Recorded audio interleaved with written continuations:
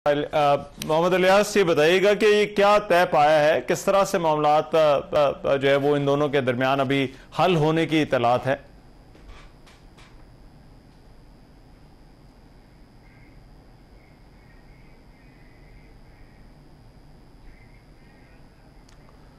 जी इलियास, मेरा ख्याल है आपका जो माइक है वो म्यूट है, उसको जरा अनम्यूट कर लीजिए। जी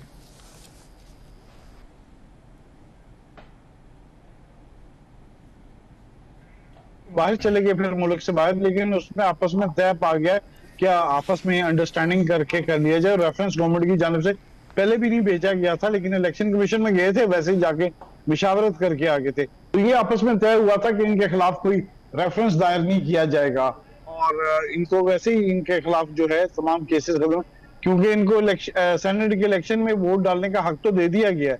लेकिन अब ये जो है मामला कि इनको बहाल कर दिया जाए, तो इसके लिए जो स्पीकर हैं वो बाहर किए हुए, लेकिन ये है कि ड्राफ्ट तैयार हो गया है।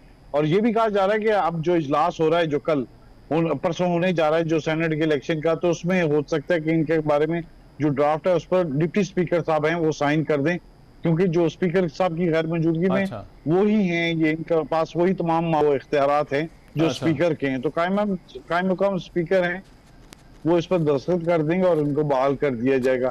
लेकिन लेकिन यार सबसे बड़ा मसला जो इसमें था मोहम्मद इलियास, इसमें सबसे बड़ा मसला जो हुकूमती बेंचेस को एतराज था वो इन अपोजिशन के मेंबरान के गालम गलोच या माहौल को खराब करने के हवाले से था।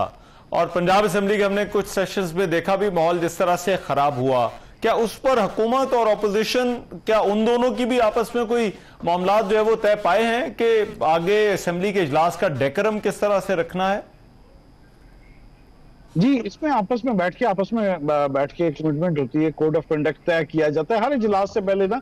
सेशन जब स्टार्ट होता है तो उसमें आपस में ये बैठ के पार्लिमानी रिवायत है कि ये आपस में बैठ के ये कर लेते हैं सेट वगैरह के कोड ऑफ कंडक्ट क्या होगा। तो अब भी यही तय पाया है कि आपस में नहीं करेंगे, एक दूसरे पे एहतजाज वगैरह, ऐसा गालिन गलोच नहीं करेंगे, ऐसे अलकाबात से नहीं पुकारेंगे कि जिसकी वजह से किसी की दिल आजारी हो। लेकिन अभी भी जो है अपोजिशन पर जो तलवार जो 10 अरकान पर लटक रही है कि वो जुर्माना हर सूरत में पे करेंगे, जो कि जिनके नाम आए थे कि तोड़ फोड़ की थी, उनको 3 लाख रुपए के करीब है वो फीस के हिसाब से, वो कहते हैं कि वो उनको माफी नहीं देंगे। जाहिर है अपोजिशन की जानब से भी इस बार भरपूर तरीके से इनके साथ बातचीत की, कंप्रोमाइज किया गया, क्योंकि जाहिर है इनको पर जो रुकन है उसको 6 लाख मिलते हैं, फिर उसके बाद TADA मिलता है, फिर इसके अलावा जो स्टैंडिंग कमेटियों के जो सरबराह थे उसके अलहदा इनको मिलते थे, गाड़ियां मिली हुई थी।